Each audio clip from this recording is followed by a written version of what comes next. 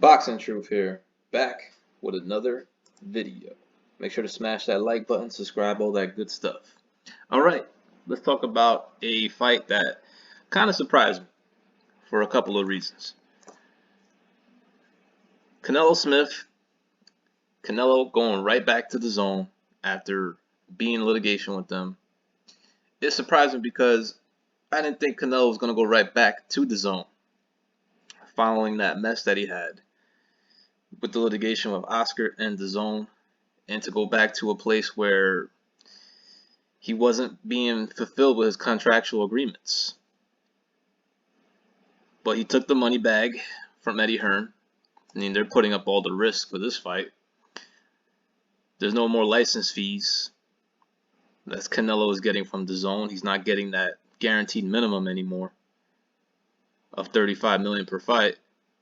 He's taking a pay cut for this fight, but it's Eddie Hearn that's putting up all the risk. So he's the sole promoter of the show, with Canelo co-promoting, of course. And it's another solid fight for Canelo, fighting another champion, this time at super middleweight, as he's continued his dominance in 3 divisions: middleweight, super middleweight, and light heavyweight. Now he's fighting the Ring Magazine champion at 168, gunning for all the belts. There was a lot of options on the table for Canelo for December 19th. And yes, Abney Yildirim was part of that list. I really thought he was going to fight Yildirim. Just seemed to make more sense instead of going back to the zone where he was just in litigation with.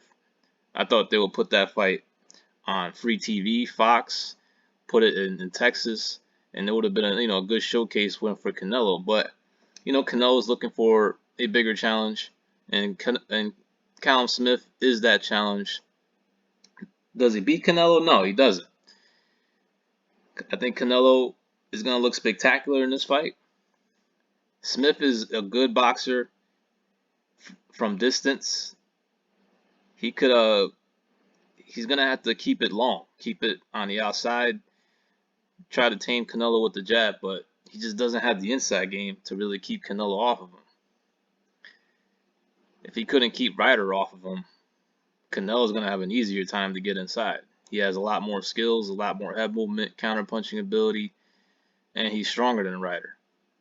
So this is just another good fight for Canelo to look good against a good fighter. And Smith is not a bad fighter.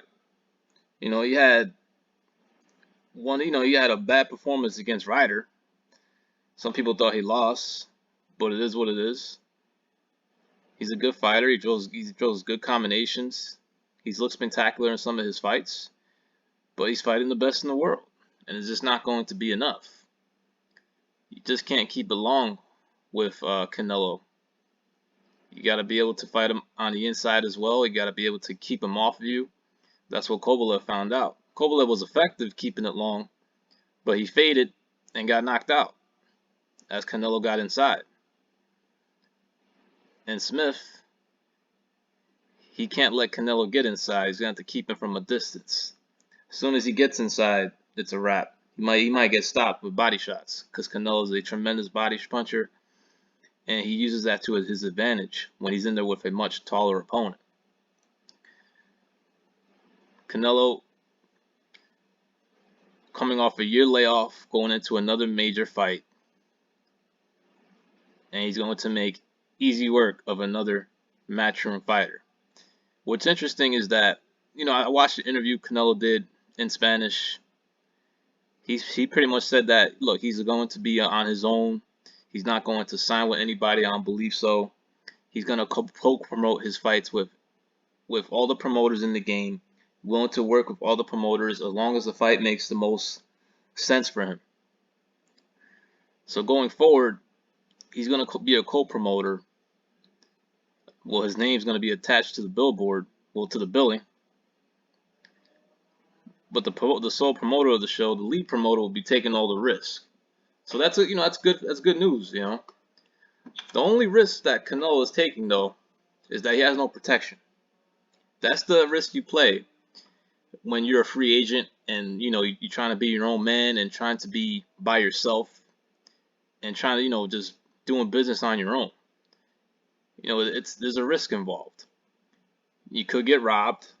You could get fucked over by a lead promoter who's looking to build the name of one of his fighters.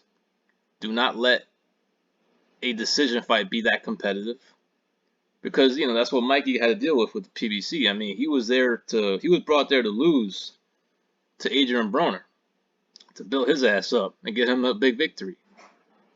But he ended up having a dominant win. But the thing is, he had no protection in that fight because he wasn't really signed to PBC, just working with them on a fight-by-fight basis. This is the same situation. Canelo's working with Eddie Hearn on a fight-by-fight basis. It's most likely a one-and-done deal. He'll move on to other things and look for the next biggest fight, whether that's a Charlo fight, whether that's a third Golovkin fight, whether that's a fight with Arthur Beterbiev, whether that's a fight with David Benavidez, or a Dimitri Bivol,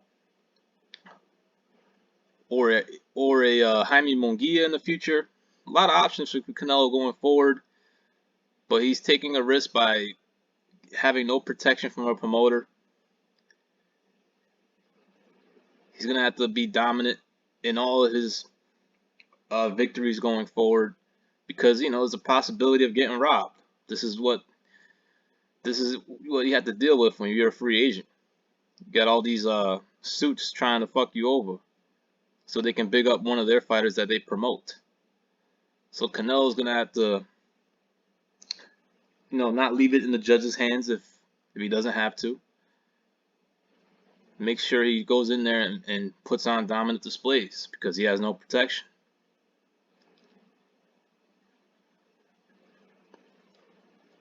And that's going to be the issue Canelo deals with going forward. But hey, with Canelo being a free agent, working on a fight-by-fight basis with all the promoters, he has the ability to make any fight he wants. And that includes a Jamal Charlo fight, which a lot of people want to see, which includes an Errol Spence fight. Errol Spence is begging for an ass whooping.